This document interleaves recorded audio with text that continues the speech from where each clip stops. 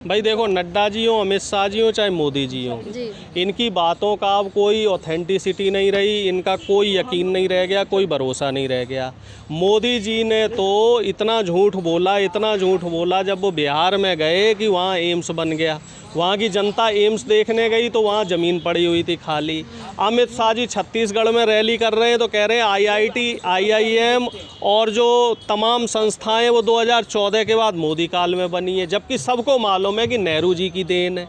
अब नड्डा जी कह रहे हैं कि राजस्थान में अपराध में, महिला अपराध में नंबर 1 है, तो उन्हें डाटा उठा के देखना चाहिए कि महिला अपराध में नंबर 1 इस समय उत्तर प्रदेश है, जहां बहन बेटियों की इज्जत तार तार होती है और अपराधियों को बचाते हुए बीजेपी के लोग नजर आते हैं। स्मृति ईरानी ने तो ये भी कहा कि अगर बात मणिपुर की होगी तो बात राजस्थान की भी होगी, बात छत्तीसगढ़ की भी होगी, तमाम अलग अलग राज्यों की भी होगी जहाँ पे कांग्रेस की शासन है। बिल्कुल, हमें कोई गुरेज नहीं है। मणिपुर की हम बात कर रहे हैं, आप राजस्थान की बात कीजिए, छत्तीसगढ़ की बात कीजिए, मध्य प्रदेश की कीजिए, उत्तर प्रदेश की कीजिए, लेकिन एक बात ये बताइए, क्या राजस्थान में किसी भी अपराधी को वहाँ की सरकार बचा रही है?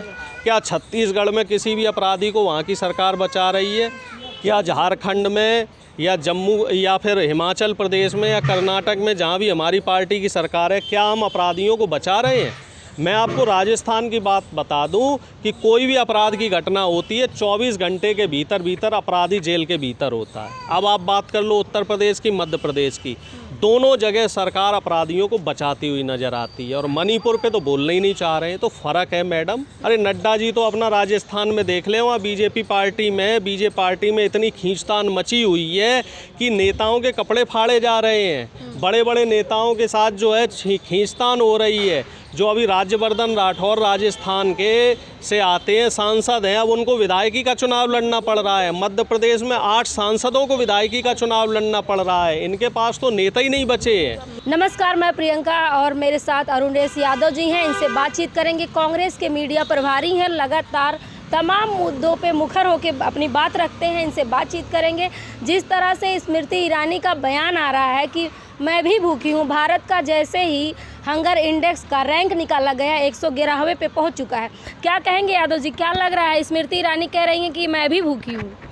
देखो साहब, हम तो एक बात ये मानते हैं कि अगर आप किसी पद पे हैं, ठीक है, और आप सत्ता में हैं, सरकार में हैं, सांसद हैं, मंत्री हैं, तो आपको इस तरह की छोटी बात नहीं करनी चाहिए। अगर किसी पत्रकार ने आपसे कोई सवाल किया है, उस सवाल का आप जवाब नहीं दे सकते हैं तो सीधे मना कर दीजिए कि भाई हम इस सवाल का जवाब नहीं दे सकते। मोदी जी की तरह बन जाइए। मोदी जी पत्रकारों के सवालों का जवाब ही नहीं देते, लेकिन इस तरीके से मजाक उड़ाना गरीबों का कि साहब मैं भी भूखी हूँ, और अगर स्मृति ईरानी जी भूखी है तो इस देश में पेट किसका भरा है, हमें बताइए। ईश्वर की कृपा से उनके पास सब कुछ है, दौलत है, शोहरत है, सब कुछ है। वो भी अगर भूखे हैं तो किसका पेट खाली है? तो स्मृति जी को इस तरह की बात नहीं करनी चाहिए। उनको सवालों को सीरियसली लेना चाहिए, क्योंकि उनसे जुड़ा हुआ मंत्रालय भी है, महिला बाल विकास मंत्रालय की वो मंत्री भी हैं। हालांकि ये बात अलग है कि उस विभाग से संबंधित वो कभी बात नहीं करती हैं। उनका पूरा का पूरा फोकस जो है वो राहुल गांधी जी की तरफ ही रहता है, पूरा अटेंशन वहीं रहता है। क्षेत्र की जनता के लिए कभी वो काम नहीं करती। 2022 के चुनाव से पहले और 19 के चुनाव से पहले वो जो है कितनी 8 या 9 रुपए किलो चीनी बांटने वाली थी, और ऐसे ही कोई सस्ते दाम में जो है सामान दे रही थी अपने ज़िले की जनता को। अब वो वहाँ जनता से बात ही नहीं कर रही। जनता कोई उनसे मिलना चाह रही तो मिलती नहीं है, उनके सवालों का जवाब नहीं देते। उनके क्षेत्र में कोई पत्रकार उनसे बात करे तो पत्रकार से वो बदतमीजी करने लगती हैं। तो स्मृति ईरानी जी का मुझे तो ऐसा लग रहा है कोई बुद्धि शुद्धि यज्ञ कराने की ज़रूरत है। उनकी मति जो है ईश्वर ने हर ली है, और कई बार ऐसा होता है कि जब आदमी का बुरा वक्त आता है तो सबसे पहले उसका बुद्धि विवेक जो है वो ईश्वर छीन लेता है। यानी कि आप कहना चाहते हैं स्मृति ईरानी की जो बुद्धि है भ्रष्ट हो गई है क्या? नहीं, भ्रष्ट नहीं कह सकता हूँ मैं, लेकिन मैं इतना जरूर कहूँगा कि उनकी बुद्धि ईश्वर ने हर ली है। उनको भले बुरे की जो उनकी समझ है वो उनके अंदर ख़त्म हो गई है। उनके अंदर तर्कशीलता ख़त्म हो चुकी है, उनके अंदर संवेदनशीलता ख़त्म हो चुकी है। आप देखिए, महिला पहलवान 3 महीने यहाँ बैठी रही जंतर मंतर पे, उनकी कोठी से मात्र 1 किलोमीटर दूर। कभी वो वहाँ नहीं आई। कहने को महिला बाल विकास मंत्रालय की हैं। मणिपुर में हज़ारों बहनों के साथ बलात्कार दुराचार की घटनाएं होती रहीं, लेकिन वो कभी मणिपुर पे बात करने को तैयार नहीं रही। ना कभी वो मणिपुर गई, ना उन बहन बेटियों के बारे में उन्होंने जानने की कोशिश करी। और वो कहती हैं कि साहब हम जो है सरकार में और हम महिला बाल विकास मंत्री हैं, तो हम यही समझते हैं कि उनका दिमाग जो है अभी वो ठीक नहीं है। स्मृति ईरानी ने तो ये भी कहा कि अगर बात मणिपुर की होगी तो बात राजस्थान की भी होगी, बात छत्तीसगढ़ की भी होगी, तमाम अलग अलग राज्यों की भी होगी जहाँ पे कांग्रेस की शासन है। बिल्कुल, हमें कोई गुरेज नहीं है। मणिपुर की हम बात कर रहे हैं, आप राजस्थान की बात कीजिए, छत्तीसगढ़ की बात कीजिए, मध्य प्रदेश की कीजिए, उत्तर प्रदेश की कीजिए, लेकिन एक बात ये बताइए, क्या राजस्थान में किसी भी अपराधी को वहाँ की सरकार बचा रही है? क्या छत्तीसगढ़ में किसी भी अपराधी को वहाँ की सरकार बचा रही है? क्या झारखंड में या जम्मू या फिर हिमाचल प्रदेश में या कर्नाटक में जहाँ भी हमारी पार्टी की सरकार है, क्या हम अपराधियों को बचा रहे हैं? मैं आपको राजस्थान की बात बता दूं कि कोई भी अपराध की घटना होती है 24 घंटे के भीतर अपराधी जेल के भीतर होता है। अब आप बात कर लो उत्तर प्रदेश की, मध्य प्रदेश की, दोनों जगह सरकार अपराधियों को बचाती हुई नज़र आती है। और मणिपुर पे तो बोलना ही नहीं चाह रहे हैं। तो फ़र्क है मैडम, आपके चैनल के माध्यम से मैं बोलना चाह रहा हूँ कि इन राज्यों में फ़र्क है। हम लोग हमेशा लोकतंत्र को मानने वाले लोग हैं। हम ये नहीं कहते कि साहब अपराध जीरो हो गया, लेकिन हम ये ज़रूर कहते हैं कि अपराधियों को नहीं बख्शा जाएगा। स्मृति जी को नहीं भूलना चाहिए कि आपकी पार्टी में जो गृह राज्य मंत्री अजय मिश्रा टैनी, उनका पुत्र अभी भी बाहर घूम रहा है। आपकी पार्टी में ब्रजभूषण शरण सिंह है, वो अभी भी बेखौफ घूम रहा है, जिसके ऊपर हत्या दुराचार के केस हैं। तो अपराधियों को शरण देने का काम आप लोगों का है। हम लोग कभी भी ना तो ऐसी प्रवृत्ति के लोगों का साथ देते हैं और ना कभी ऐसे लोगों को सहयोग करते हैं।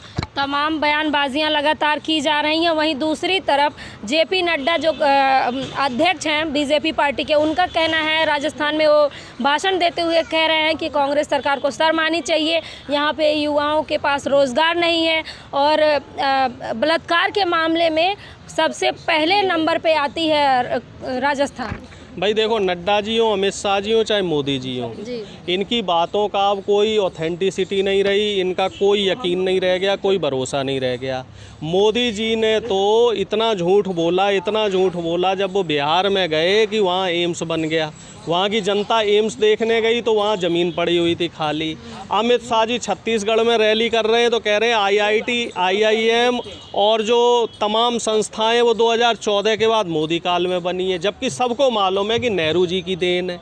अब नड्डा जी कह रहे हैं कि राजस्थान में अपराध में, महिला अपराध में नंबर 1 है, तो उन्हें डाटा उठा के देखना चाहिए कि महिला अपराध में नंबर 1 इस समय उत्तर प्रदेश है, जहां बहन बेटियों की इज्जत तार तार होती है और अपराधियों को बचाते हुए बीजेपी के लोग नज़र आते हैं। अरे नड्डा जी तो अपना राजस्थान में देख लें, वहाँ बीजेपी पार्टी में इतनी खींचतान मची हुई है कि नेताओं के कपड़े फाड़े जा रहे हैं। बड़े बड़े नेताओं के साथ जो है खींचतान हो रही है। जो अभी राज्यवर्धन राठौर राजस्थान के से आते हैं, सांसद हैं, अब उनको विधायकी का चुनाव लड़ना पड़ रहा है। मध्य प्रदेश में 8 सांसदों को विधायकी का चुनाव लड़ना पड़ रहा है। इनके पास तो नेता ही नहीं बचे हैं। और सिंधिया जी जो श्रीमंत हैं, उनको कल जो है काले झंडे दिखाए गए। ऐसे ही राज्यवर्धन राठौर जो राजस्थान से चुनाव लड़ रहे हैं, उन्हें काले झंडे दिखाए गए। तो ये पहले अपने गिरेबान में झांक के देखें, उसके बाद हमारे ऊपर बात करें। हमारे यहाँ कोई भी कहीं भी कोई गतिरोध नहीं है। आप बताइए, कहीं जितने 5 राज्यों में चुनाव हो रहा है, कहीं हमारे पार्टी के कार्यकर्ता, नाराज़गी हो सकती है, लेकिन कभी नेताओं के साथ किसी ने बदतमीजी की हो, कहीं कुछ इस तरीके का। अखिलेश यादव के साथ तो हुआ, अखिलेश यादव के ऊपर तमाम टिप्पणियां की गई। कमलनाथ ने कहा कि कौन अखिलेश है, तो क्या इंडिया गठबंधन में फूट है? देखो साहब, वो बात जो है वो मुद्दा पुराना हो गया जी। और मैं उस मुद्दे पे अब ज़्यादा बात नहीं करना चाहता, क्योंकि अखिलेश जी ने खुद ही प्रेस कॉन्फ्रेंस करके इस बात का खंडन किया है। बोला है कि जो भी मतभेद था वो दूर किया जा चुका है। और हमारी पार्टी की तरफ से सुप्रिया श्रीनेत जी ने भी, जो हमारी मीडिया इंचार्ज हैं, उन्होंने भी बोल दिया है कि कोई भी गतिरोध नहीं है आपस में। इंडिया गठबंधन एकजुट है। अखिलेश जी और हमारे बीच में कोई भी किसी भी तरह का कोई भी मतभेद नहीं है, कोई टिकटों को लेकर कोई मामला नहीं है, क्योंकि हमारा जो गठबंधन है वो बीजेपी को हराने के लिए है और 2024 के मद्देनज़र बनाया जा रहा है। तो अभी इस पे आगे और भी चर्चाएं होनी है, सीटों का बंटवारा होना है और क्षेत्र में जो जहाँ पे जैसे मजबूती से लड़ रहा है वो लड़ता रहेगा। मेन मोटिव हमारा केंद्र में से बीजेपी को हटाने का है। अच्छा, तो ये आखिरी सवाल एक ले लेते हैं कि किस तरह से स्मृति ईरानी को भूखमरी दिखाई नहीं दे रही है, तो क्या अमेठी की जनता जवाब देगी? देखो साहब, जनता हर चीज़ का जवाब देती है। जनता हमारे देश की बड़ी भोली भाली है, परीक्षा लेती है, मौका भी देती है और जब आप उस मौके में फेल हो जाते हैं तो जवाब भी देती है। और जनता का जो जवाब है वो आपको अर्श से फर्श पे ले आता है। आप देख लीजिए कि बड़े बड़े नेता, बड़े बड़े मंत्री, बड़े बड़े विधायक, इनको भी जनता सड़क पे लेके आई है। तो स्मृति ईरानी जी को भी इस बात को नहीं भूलनी चाहिए कि अमेठी की जो महान जनता है उन्होंने आपको बहुमत दिया है, तो आप उसका सही दिशा में प्रयोग करें। इस तरीके से जो अगर आप सत्ता के अहंकार में रहेंगे तो वो आपके लिए ठीक नहीं होगा। एक आखिरी सवाल कि जिस तरह से कहा जा रहा था कि गठबंधन में फूट है, वो बातें क्लियर हो गई हैं, लेकिन आपको क्या लग रहा है कि 24 में कौन आ रहा है? देखिए, 24 में इंडिया गठबंधन जीत रहा है, भारी बहुमत से हम लोग जीतेंगे। हमारी अब इस महीने के आखिरी में नागपुर में बैठक होने वाली है, वहाँ से हम लोग बिगुल फूंकेंगे बीजेपी के खिलाफ, क्योंकि नागपुर में इनका आरएसएस का मुख्यालय है। तो हमने टारगेट ये किया है कि 2024 का जो बिगुल है नागपुर से फूंका जाएगा और 450 सीटों पे हमारा एक पार्टी और एक प्रत्याशी का जो फॉर्मूला है वो तैयार किया। लेकिन वहीं एक वक्त था राहुल गांधी मोहन भागवत को अपना गुरु मानते थे। नहीं, ऐसा कभी नहीं हुआ। राहुल गांधी जी ने कभी भी, ये सब मुझे लग रहा है गोदी मीडिया द्वारा जो है फैलाई हुई फेक खबरें हैं, क्योंकि हमारा हमेशा आरएसएस से और उसकी विचारधारा से विरोध रहा है और आगे भी रहेगा। हमारे साथ अरुणेश यादव जी थे जो कांग्रेस के मीडिया प्रभारी हैं। इनका कहना है कि इंडिया गठबंधन में कोई फूट नहीं है और वहीं दूसरी तरफ स्मृति ईरानी का कहना है कि भूखमरी नहीं है, यानी कि वो कहना चाहती हैं कि भारत में भूखमरी नहीं है, जबकि डाटा निकाला गया तो 111वें रैंक पे पहुंच चुकी है भारत का हंगर इंडेक्स। इस खबर पे आपकी क्या राय है, हमें कमेंट बॉक्स में ज़रूर बताएं। धन्यवाद।